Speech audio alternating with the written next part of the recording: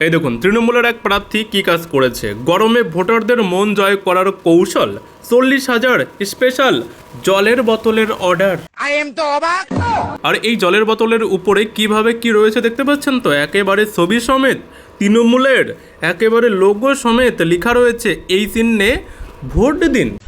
সর্বপ্রথমত এই জলের বোতলের জল খাবার আগে না 10 বার ভেবে নেবেন যে এই জলের বোতলে জলই আছে নাকি অন্য কিছু আছে, ভাবনা চিন্তা করে তবেই খাবেন।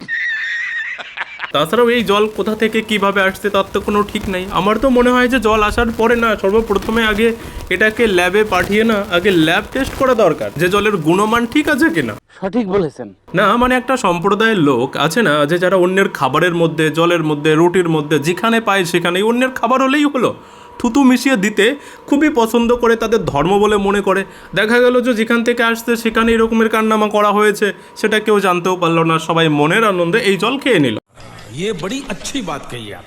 না মানে যে রাজনৈতিক দলের লোকেরা জীবনে কোনোদিন অন্য লোককে কাউকে ফ্রিতে 2 পয়সার কাজ করে দিল না, বরঞ্চ কোনো প্রয়োজনীয় কাজও কাউকে করে দেয় না বিনা কাটমানি না নিয়ে, এটাকেই বলে ভোট আসলেই মানুষের প্রতি প্রেম উতলে পড়া। যাই হোক, যারা এখনো ফলো করেননি করে নিন, এরকমের আপডেটগুলো আমি আপনাদেরকে দিতে থাকবো।